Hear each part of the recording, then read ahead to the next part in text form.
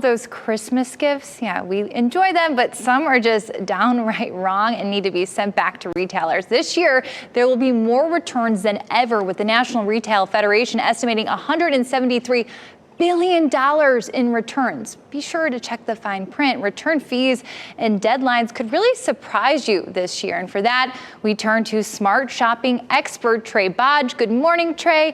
Thank you for joining us. I just had to say, I was doing some last minute shopping at Best Buy the day before Christmas Eve, and they told me I had 14 days to make a return. I felt like that was a very small window of time. Is that kind of the trend we're seeing at a lot of stores?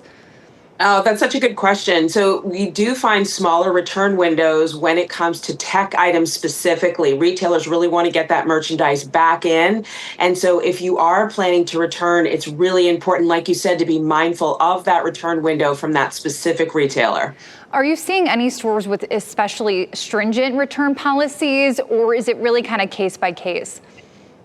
It's definitely case by case. I do find the windows to be tighter with tech. Otherwise, you tend to have by mid-January at the very least to return your items. So you do have some time. However, if you do have some time this week to do returns, if you have them, it's a good time to go into stores and take advantage of post-holiday clearance sales. So for example, Target, who I work with, they are having their Target clearance run, and you can save up to 50% on things like men's and women's apparel, beauty gift sets, holiday decor. So the sales are really happening right now if you happen to have a little bit of time this week. Okay, and what about online retailers?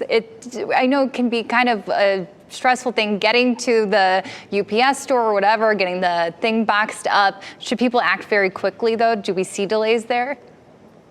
So in terms of timing, I think you're okay until about mid-January, but this is very important to note. A lot of retailers are starting to charge for return shipping, where in the past several years, we've often just been able to reach out to that retailer, get a free shipping label, and send that item back.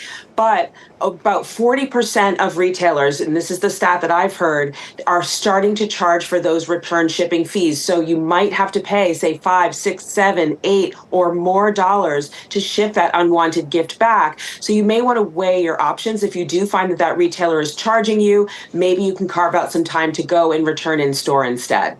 Yeah, what do we do if we miss the whole return window? I know I'm so guilty of that. Yeah, and we're all so busy. We have so much to do, and sometimes we just don't have time. And so a couple things here. If you happen to miss the return window, there are some online retailers that will buy your merchandise from you. So for example, mpb.com is a site that I work with. They work with cameras, videography equipment, and lenses and all that good stuff for photo taking. If you happen to have received a camera that you, for example, don't want, you can reach out to MPB, let them know what you have. They'll give you an estimate of what they'll pay you for that item and a free shipping label. And then once your item is received in good condition, they will pay you by direct deposit in 2 days. And so there are many sites out there that will do this depending on the category. So that's what I would do for those more pricey tech items.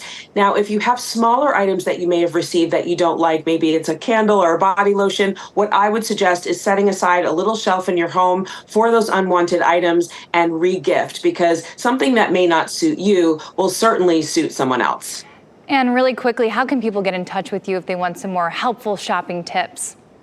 Sure. So the best place to find me is at TrueTrey on Instagram. I'm sharing savings and shopping tips all year long.